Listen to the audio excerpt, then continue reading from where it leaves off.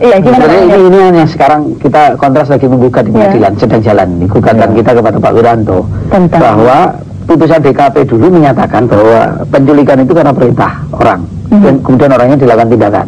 Tapi begitu di sidang pengakuannya ini atas hati nurani macam-macam. Ini kan kasihan rakyat. Jadi kemudian berhenti sampai di situ dan tidak sampai berlanjut gitu ya. Padahal begini, kalau menurut saya bahwa kalau misalnya Prabowo atau siapa tidak terbukti, itu lebih baik di pengadilan. Dan Prabowo kenapa sih tidak ditarik aja ke menjadi saksi keterangannya? Kalau dia ada bukti-bukti tersangka, kenapa tidak dibawa ke pengadilan saja? Jadi ini kalau menurut saya kemudian kasus ini menjadi komunitasnya politik dan itu tumpang tindihnya jadi kacau begini.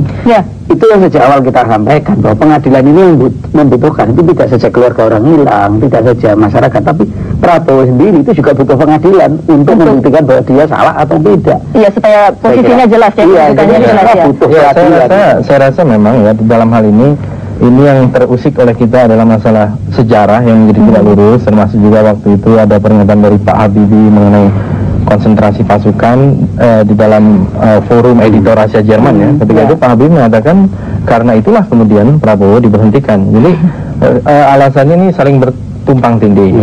Dan saya melihat akhirnya gitu, dan sejak tahun lalu saya katakan ya Prabowo ini hanya menjadi satu konspirasi politik ya, korban fitnah dan satu proses character assassination.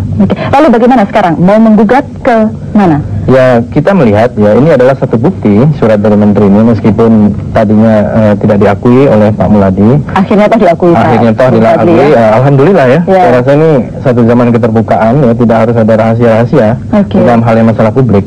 Nah kita ingin meluruskan sejarah. Jadi intention kita adalah meluruskan sejarah. Ke PT UN maksudnya begitu? Ya, bisa demikian. Yang digugat itu, maaf, yang digugat itu surat ini atau kemudian pemberhentian? Tentu keputusan.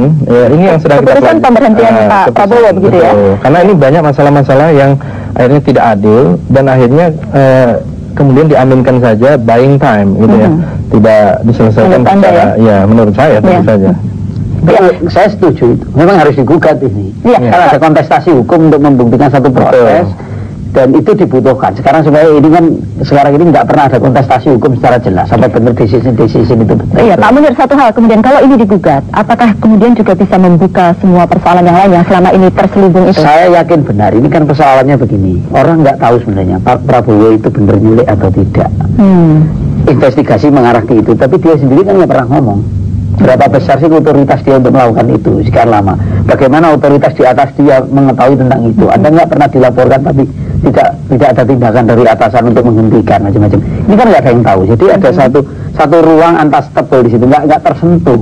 Nah ini perlu ruang. Jadi ini saya kira semua jadi begini-begini harus digugat memang. Ya buat semua pihak itu lebih baik ya kalau kita diluruskan dan kita lihat juga di dalam ya Prabowo sendiri kan sudah menyatakan sama sekali tidak pernah memerintahkan untuk melakukan apa penculikan dan saya rasa ini juga praktek yang sudah lama terjadi di dalam sistem kita, di dalam sistem militer di masa lalu. Kalau Anda lihat di tahun 70-an 80-an banyak sekali korban-korban penculikan dan sampai sekarang masih hilang. Dan mungkin bisa menambah datanya Pak Munir.